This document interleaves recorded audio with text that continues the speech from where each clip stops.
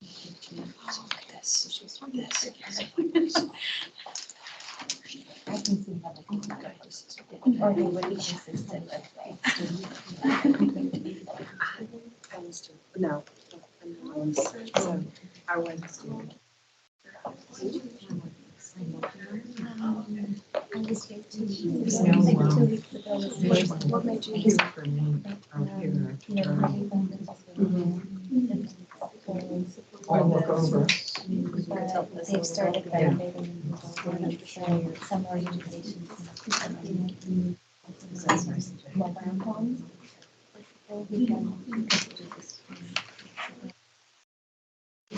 Medical aid, there's a lot of Yeah. Is it, kind of warmer in there? It's been cold enough. Yes, Freezing, yes. Yes. So there's this support comes in, so I go and help with the psychoanalysis and just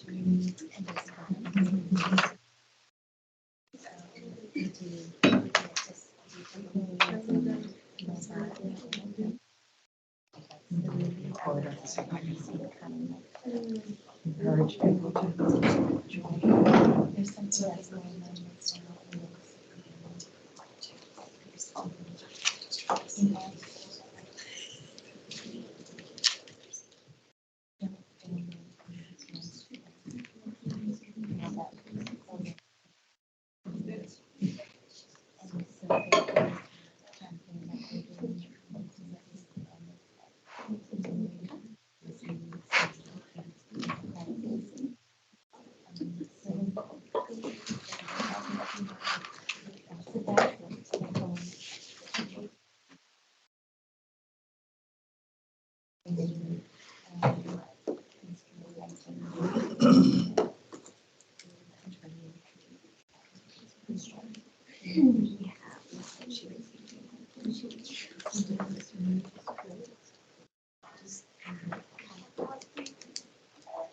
recommendations for that. Yeah. And then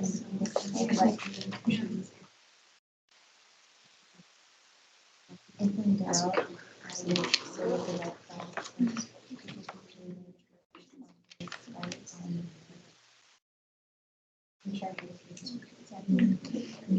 First line, we still have the right so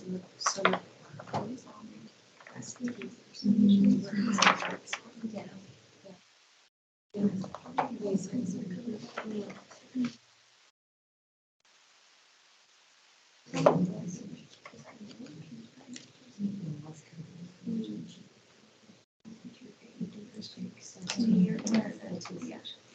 That was a while ago.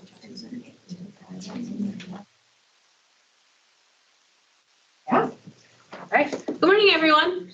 Thank you for coming to this morning's session. So your facilitator will be Judith Tavano, and you can read her bio. Lucky for her, as soon as you open up the pamphlet in the middle of the book. So with over 40 years of educational and practitioner experience, Judith has a lot of experience with generations in the workplace. And so today she will be focused on transferring some of that knowledge to you and how you can bring it back to the workplace as we are training with multiple generations today. Okay, thanks, Ashley. Well, I have to say I'm delighted to be here, and it's a return. I used to work in this building from 2004 to 2010, and I hadn't been back in this building until today. And it's pretty much the same. It feels good to be here, and it feels really good to be able to have the opportunity to talk with you today. And as Ashley mentioned, I've been in human resources and in HR education for about 40 years. And I lie with that number. I say about 40 years. It's probably a little more now. But it's enough time to have seen a lot of changes in the workplace. And one of the things in my early years in practice of HR, I noticed that there was differences among the generations in the workplace. But back 40 years ago, we didn't know what to call that. We didn't know what it was, but it was obvious. So it was over time, practicing as an HR professional on the East Coast for over 20 years, that I began to think there's something to this. So for the past 20 years, I've been studying the generations in the workplace. So what we're going to do today is I'm going to talk to you a little bit about some of the things that I've learned about the generations in the workplace and how you might be able to pick up on some of that and use it yourself. That's the intent for today. So the topic is, when I was contacted to do this talk today, I was just told multi-generational workforce training. And so I kept that title. And then I started to think, well, and it's still needed after all these years. The boomers in the room will know where that line comes from. Okay, so why? Why do we worry about how we're going to train across the different generations, especially now? After the 3 years we've just been through, today's the anniversary of COVID-19 being named a pandemic. It's been a rocky road for 3 years. And here I am, I'm going to say to you today, and we need to be thinking about how to train each generation in the workplace in order to get what we need in terms of productivity and job satisfaction for those people who are doing the work. There's a lot of literature out there, and I'm citing only one piece because it struck me. In the winter edition of HR Magazine, the top story, the title story in the magazine said, there's going to be a shift in generations in the workplace, and that's the #1 consideration of managers in 2013. The article went on to cite the #1 concern about changing of the generations in the workplace is that these new generations are going to take over. Those of us who have been in the workplace for a long time have been kind of dreading this day when the younger generations would take over. We didn't know what it was going to be like, what it would look like, what it would feel like. We're going to talk about some of that today. And here are some of the other things that the article discussed as well. And I want you to just look here at this word. Hold it in your mind. We're going to come back to it. So how do we prepare? Here's what I'm hoping by the end of this talk today, and when you leave, that you're able to do these 3 things with authenticity. That you're going to be able to defend the need for intentional attention to generational learning. That you're going to be able to design training that speaks to that need, and that you're going to be able to demonstrate that learning transfer comes out of the first 2. Let's catch up for a moment, and I apologize for the crazy colors on the screen, but these are the colors that the Department of Labor gives each generation. So I decided I would use them as well. In the workplace today, we still have traditionalists. Just a tiny little sliver of traditionalists still in the workplace. The baby boomers, we used to be the biggest slog of the workplace. We are no longer. Generation X has been consistently about 20% of the workforce, moving along at 20%. Always the forgotten generation in the workforce, sandwiched between the giant boomers and then the even more voluminous millennials. So Gen X has had its difficulties within the workplace, being the generation that was sandwiched and being the smallest generation. When you look at the birth years for Generation X, you see it's only 15 years. Well, that adds to the complexity of the profile of Generation X. And Generation X was the smallest population born between those 2 generations, and then the smallest generation in the workforce. Millennials, no choice but to love them. And they are the largest group in the workplace today. They're 26 to 42. And I was absolutely shocked when I read recently, our millennials are already grandparents. Yeah, isn't that hard to imagine? But if you're 42 years old, you can be a grandparent. Post-millennials, or Gen Z, they are the follow-on generation. They are also a large generation. They are not the millennials. They don't want to be the millennials. Millennials do not want them to be millennials, and millennials don't want to be them. So there are big differences in each of the generations. And it's those differences that we want to pay attention to if we are trying to train. This is how I see the generations. That chart, the previous one's pretty neat. This one's not. It's a little bit more chaotic. I see generational clusters.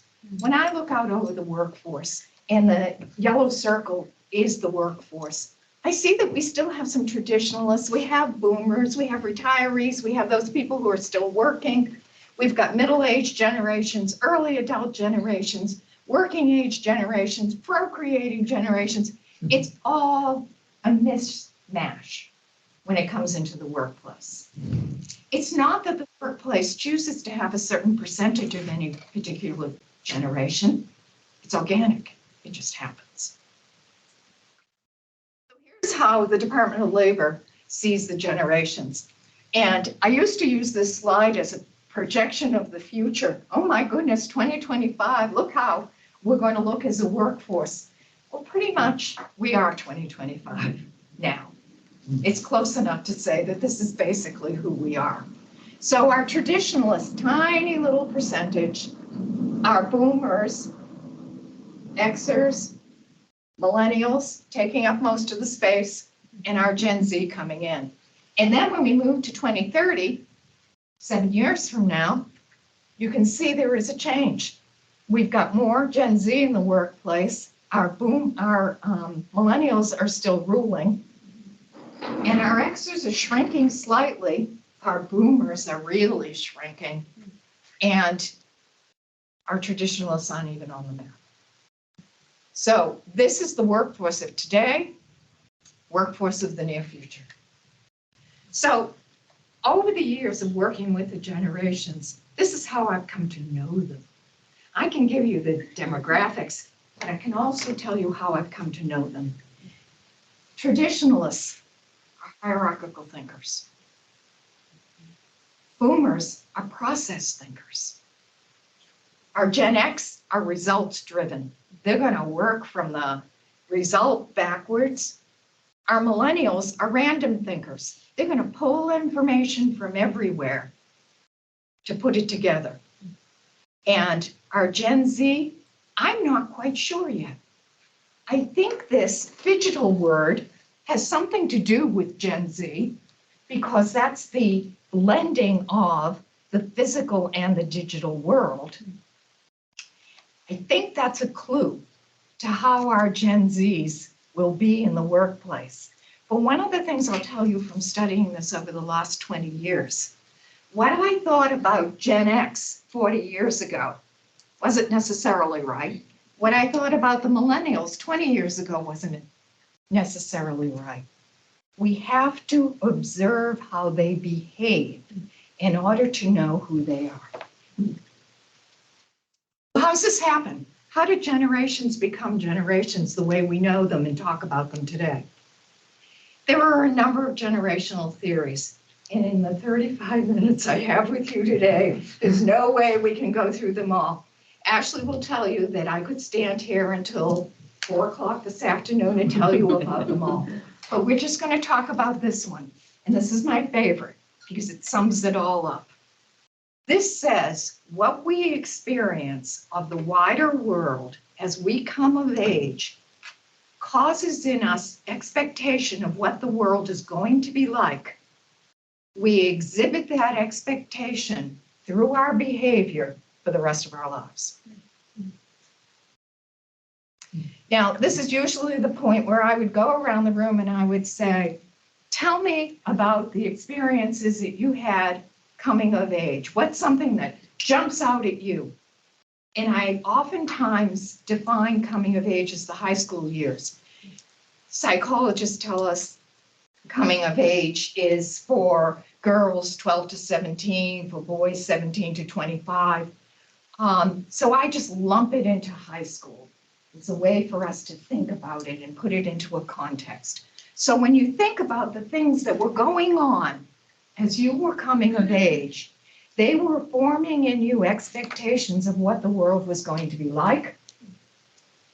And then you exhibit those expectations through your behavior for the rest of your life. Now, do some things change? Yeah. Do you get influenced? Yes. But fundamentally, at your core, are the experiences that you had during that time in your life. Bruce Tulgan, one of my favorite generational theorists, says essentially we're all shaped by a different history. It's how we think and learn. Back to how I see the generations. Several years ago, when I started doing this, going around talking to people about the generations, I used to play a game with the audience that we can't do today because we don't have the time. I would put people, and in those days there were only 4 generations working side by side. We thought that was extraordinary. And I would put each generation into a corner of the room. I would let people self-disclose. No one had to tell what their age was, but I had a tricky way of getting them into the right corners. So we would have our boomers over here and Xers over here, and we would have our millennials over here. Oh, I forgot the traditionalists. Traditionalists were here, boomers were here, Xers, millennials. And back then when I would be doing it, and I had the boomers over here, they were the largest, of course, group in the room. They were the loudest. And they had their own ways.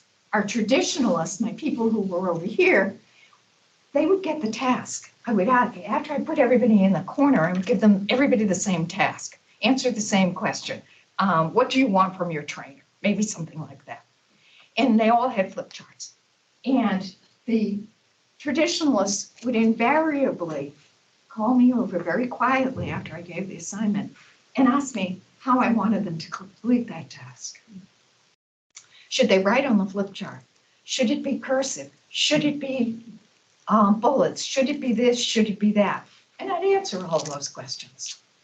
Then our boomers over here in this corner where Dale just sat down, loud, on, crowding up around that flip chart, using all the colors of the markers that I gave them. And one of the most interesting things, and I have done this exercise over 20 years, and I'm telling you the truth, it does not vary. They always put the title on the page. And then they go through bullet by bullet by bullet process. Then our Xers, they're over here. They're kind of quiet. They're not talking to each other. Each one individually goes up and writes something on the flip chart. And then they're done. Millennials, over here, they get in a circle, invariably. And they toss the idea around, toss it around, until somebody pulls out a phone. And they answer the question with what they find on the phone. So I don't know what our Gen Zs are going to do. I'm curious. So here's your challenge. And unfortunately, and how many people do we have online, Ashley? Last I saw about 10. Oh, okay. I don't know how we're really going to be able to do this in the time that we've been allotted. And, so I'm going to walk you through it rather than make you do it. So let's pretend that this is like a meta lesson I'm walking you through. I'm going to pretend I'm you. So this is the challenge. There have been some conflicts on the team. Can you go back? Oh, I'm sorry. There have been some conflicts on a key project team. The team consists of 9 members from all 5 generations. You have decided that it's time to introduce the team to some conflict resolution techniques. Okay? So there's the job. There's the task I would throw out at you if we had time. Next slide. The objectives, ultimately, what you want is you want the learners to recognize different styles of conflict resolution, how they can be involved in conflict resolution, what conflicts they themselves can resolve, what conflicts they need to refer to somebody higher up. So that's the objective for the learning, that if we had time, you'd be now in groups trying to design. And how I would want you to design it is the generations. How would a hierarchical thinker respond to a training in conflict resolution? How would a process thinker, what do you need to add in to the training to address a hierarchical thinker, a process thinker, a results-oriented thinker, a random thinker, and somebody who's in this digital workspace? Usually at this point I get asked, I have to do all that just to design a training? Not only do I have to think about how people learn, whether they're auditory, they're visual, they're this, I have to now think about all of this. And my answer is, you pay now or you pay later. If you do this up front, if this is part of your design, part of the way you think about training, if you just put this into your mind as you are creating your materials, your methods, and your measures for your training, what can you expect to come out the other end? You can answer. What do you expect? Do you expect better results of the training? Do you expect a higher level of training transfer? I do. So, how are you going to measure your results? Well, typically we measure our results the way Kirkpatrick taught us how to measure our results. Did they like it? You know, we pass out smile sheets and we, you know, did they like it? Did they like the food? They never liked the food. Was the room too cold? Is the room too warm? Did they like the training? It's valuable information. It's just not the most valuable information. Did they learn anything? How do we know? We just did that training with them about conflict resolution. We want them to be able to recognize conflict resolution styles, what they can resolve themselves, what they have to refer. How do we know? If you see a change. If you see a change, we can pre-test them, we can post-test them, we can ask them questions during the experience. There's lots of ways we can know whether or not they're learning anything. And if we're doing it in real time, rather than waiting till we do a summative kind of evaluation, we know how we can adjust. So we want to be doing this, not just at the end of our training, but through it. And then training transfer. When I teach about training, I say all the time, the only reason we do it is for that. Yeah, we'd like them to like it, and we'd like them to learn something, but we want them to take what they learn back to the job and be better performers on the job as a result. That's the whole reason we get up in the morning and we train. And train. I mean, there are so many different ways that we can convey knowledge to the people in the workplace. But the shorthand way right now for me today is to talk about training. And then lastly, Kirkpatrick asks us to assess whether or not the organization itself has been transformed. So how do you think, and I do want answers here, how do you think that putting in of how the generations learn, think and learn leads to organizational transformation? Does it? Is there a direct line?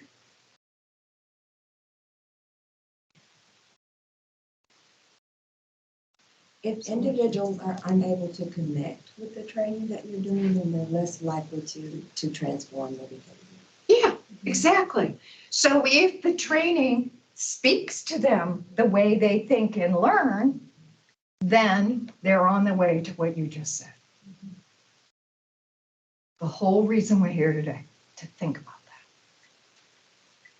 Couldn't we assume that the organization, because of the different generations, is going to transform one way or the other?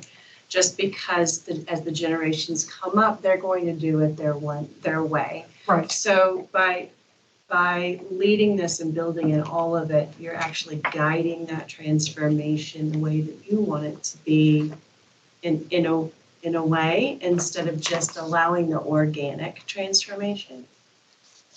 This is specific transformation as the result of specific intervention. I hear what you're saying about transformation along the way. We were talking about it before we even began here today, you and I. And yeah, organizations are changing. They're changing by the minute. You can go back to those slides with the Department of Labor columns, and you can see how things are pitching and ebbing and flowing. But what we want to deal with is what we can control. And if we are designing the training for particular interventions, we want to set it up so that in the end, we can see all these things. And one of the things is the transformation of the organization. It might be very tiny, depending upon the training intervention is. But yet it might still be there. Could you also be creating a culture where knowledge transfer becomes organic? If it's modeled in a training, that a training can, reach the different generations, and that each generation has something to offer, a different perspective, Yes. let's say. Yeah. Would you say that that would also be creating a culture as well Right. for the organization, which therefore, creates that transfer of knowledge that you want to protect and you want to. Yeah. Absolutely. And it's as if it becomes its own meta lesson. Right. If we pay attention to how the generations think and learn in a classroom that we set up, well, then let's take that paying attention out of the classroom and into the organization at large. Yeah. And then also people who are in the experience, they say, oh, geez, those boomers aren't so bad after all. They're Right. stuck in their ways, we know, but and they do have a good idea every once in a while. Okay, so as I said, to me, the most important thing is the transfer. When it's a specific training intervention, we want to make sure that what we are presenting transfers back to the workplace. So we, again, have to consider each generation as we're working backwards from our own goal of training transfer. What will the supervisor be looking for? And Dale said something about you'd observe how they are on the job. Well, what's the supervisor going to be observing? What is the supervisor going to want? All right, I'm going to use a self-effacing example. Full disclosure, Miss Ashley is my boss. Second full disclosure, as you know, I'm a boomer. She's not. She has wonderful patience. There are things that she has taught me that I didn't know how to do. I mean, I'm 20, 40 years in the workplace. I know how to do a lot of stuff, but there are things I don't know how to do. And I've had to rely on what she will instruct me in. Now, sometimes it doesn't take on the first instruction. Ask how many times I've asked her how to post something into Teams. It doesn't always take. And so if you're looking, you're a supervisor and you're looking for training transfer and you're right about here, you might want to say to me, have you tried to post something into Teams lately? Yeah, I did. I did the other day. Oh, I didn't see it, but I did it. I never hit the little arrow on. So you need to follow up. You need to find ways that speak to the particular generations. Now, did she yell at me? No. Did she point out the little pointy thing that I should have hit? Yeah. But you know what? She said to me a day later, would you like me to sit with you for a few minutes and I'll show you how to do the next Teams posting? Did I get upset? Did I say, no, don't come near me? No, I said, yeah.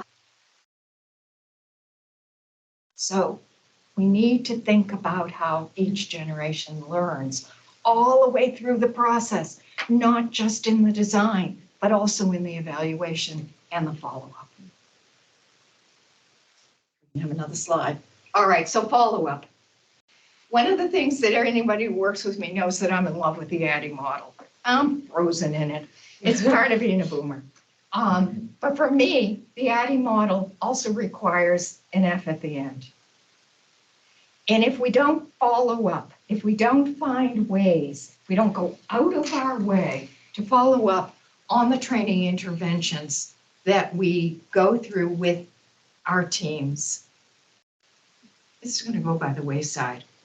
And I can be darn sure that sometime next week she's going to ask me about that posting in Teams. I'm ready. So we want to have ways to follow up for each generation.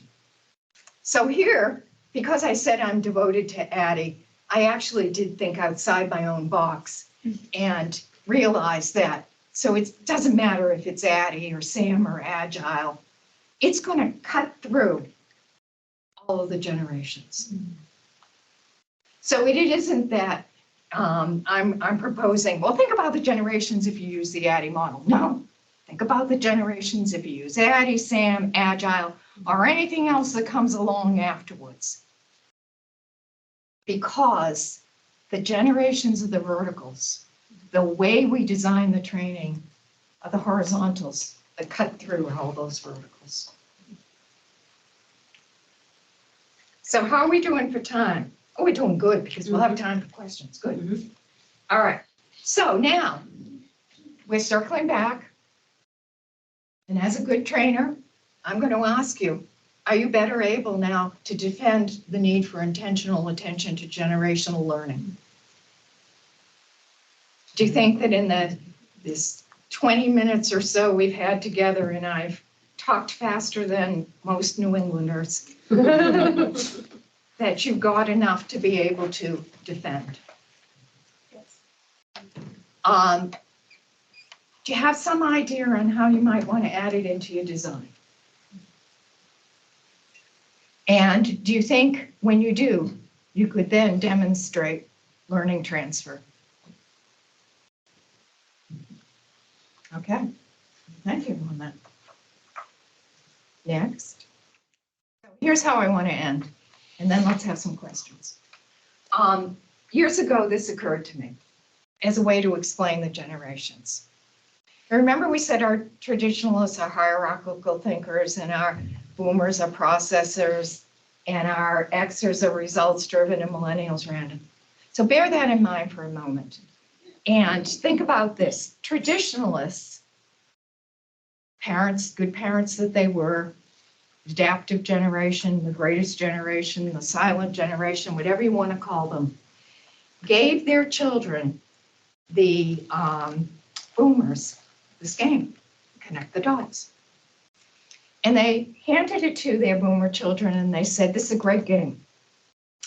All you have to do is look at the chart, start with number 1, connect the dots. Process-driven boomers loved it.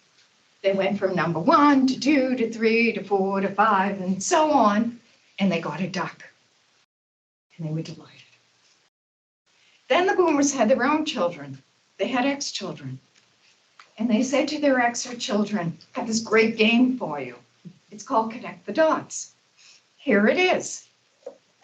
And the ex-children looked at that and they said, well, where's the template? You expect me to take time to go from 1 to 2 to 3 to 4? Just give me a template that looks like a duck and I'll trace it. That's all I need. So then the Xers had kids, and they were the millennials. And the Xers said to their kids, that's a great game for you. It's called Connect the Dots. And the millennials looked at the Connect the Dots and they said, oh, I see how you do this. 1 to 7 to 18 to 34 to 67. Here's your duck. Random thinkers. Now, our millennials have kids and they're Gen Z.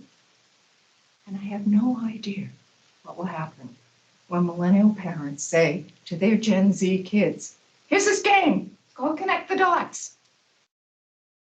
I can only imagine that the Gen Z kids are going to go, Alexa, how do you connect the dots?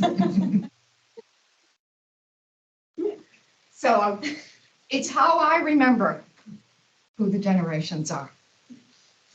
So that's it. And I do apologize for talking so fast. What's running around in your head that we can answer before we break? It's not really a question, but I've been through a lot of trainings on the multi-generations in the workforce, and one thing that you pointed out that was really significant that I'm taking away was how you worded intentional attention. I thought that was really stand out and something important to take away from today. Yeah, back to the objectives. Yeah. Okay. You know, it was the only way I could think to phrase that. Mm-hmm. So what are you seeing in your workplaces? Some of the issues that are coming up that are relative to the generations. Yes. I'll say one of our issues, especially since COVID, is that most of the training in my organization has moved to virtual training. And so with most of Gen X, the millennials, the Gen Z, they're fine with it. But we have resistance from some of our older workers, whether it's because they are uncomfortable with it or they just don't get it or they don't see it as real training. Like those are all things that I've heard. And so that has been a challenge trying to connect them because it's not going away. Right. So we have to try to figure out how do we still get them involved in this training, especially the things that are mandatory for them. Right. Because a lot of them are just opting out. Yeah. One of the things that I see in terms of the boomers and resistance to any kind of I call it training under glass. Any kind of training under glass is exactly what you said. It doesn't feel like real training because the way that we learned was so very different. We learned horizontally. We turned pages, we read copy. We learned this way. And then suddenly, somewhere in the 80s, when we started to have computers on our desk, we were asked to learn vertically. Information started to scroll and information started to flash. It's not how our brains work. So somewhere in that online training, you have to find a way to build in something that looks familiar. And that familiar will be horizontally driven. It will be text that complements a video. I can tell you that when I turn on one of my news feeds, I have my tablet in the morning and my coffee and a news feed, and every other one's a video, I skip the videos. I click on what I can read because I can read faster, process better when I read than when I see a video. Younger learners are the opposite. They process faster when they see a video, when something is moving rapidly in front of them. So you want to, going back to what our whole premise was here this morning, is that you want to build in a piece of familiarity, something to anchor on, and tell them you did it. We've heard what you say about the training not feeling real. Maybe you ask them what they would like to see. What would make it feel more real? What would make you not opt out? And a comment in the chat to this Oh, conversation good. adds in that older generations still need and desire a human touch, not just a link. That's true. The literature is now telling us the Gen Z too is going to want that human touch. Again, as I say, we've got to see how they behave as time goes on to know whether or not these things that people are predicting about them are going to be true. But if we believe generational theory, one of the things that we can predict is the experiences that they're having as they come of age, Gen Z, are the things that are happening now, and we know what those things are. And those things are kind of frightening. So we can expect that the generation that falls out of today's experiences are going to want things that feel more like security, going to want things that feel a little more permanent, because things don't feel that way right now. Yes. So I'm a Gen X. Okay. So I'm very much result oriented. I feel like I'm thinking about how do I apply this awareness of different generation, learning styles of different generations to developing future training modules, for example, for people of different generations. So would you recommend, because people of different generation have different learning styles, different priorities, right? Divide them by age group and develop different curriculum for each group? Or is there a possibility of Okay, I'm going to putting say them yes together? and no. I'm going to say yes and no. It depends on what it is they need to be learning. The point over here was about compliance training. So that's a universal need of knowledge across your organization. For that, I would say, make the training look like in different parts what will apply to each generation. But if you've got training that's life, death oriented, you might not be too far away from success by separating out your different groups. It might be something you want to consider. Now, that's more expensive, it takes more time, so you'd have to go back to the very last objective for today, and that is, can you demonstrate the training transfer in order to then go back to the first objective, which is to defend. So the answer is yes and no. Sorry for the ambiguity, but, and then you said about being a results-oriented person, how do you do that? You do it from your point of view. What is it the training transfer you want? Work backwards from that to consider intentionally the needs of each generation. That will help you if you start from your point of view. But don't let the training just be your point of view. Probably have time for one more question. One more question. All right, the winner. So I'm thinking about, I see it in my workforce, in my field, but also I've been reading a lot about how the older generation are re-entering the workforce. And I wonder what reskilling training looks like in terms of, in terms of the multi-generational viewpoint. Right. If you're talking about boomers or older re-entering, then you want to be thinking about the things we were just talking about the horizontal learning, the process learning. And you want to be, I don't mean this to be glib, kind about it. You want to be deliberate and thoughtful, and patient. Because those of us who are coming back into the workforce, we're doing it for a reason. Some of it is economic need, and that is very compelling. Some of it is because we can't stand retirement. Retired for 6 days. And so we want that fulfillment. So we're very motivated to be back. Yes. We can get very frustrated if that upskilling doesn't take into account how we learn.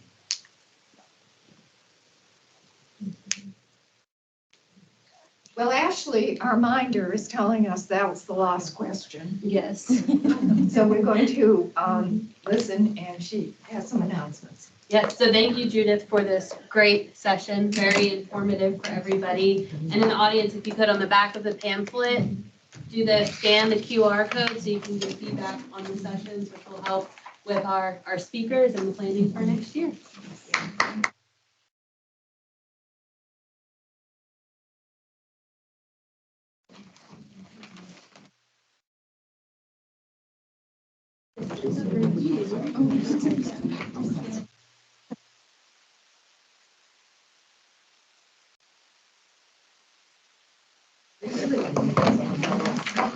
Katie, dear, how are you?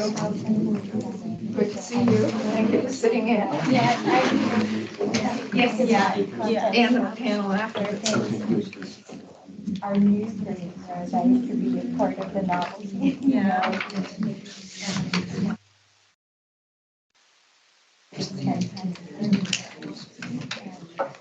Adapting. In a minute.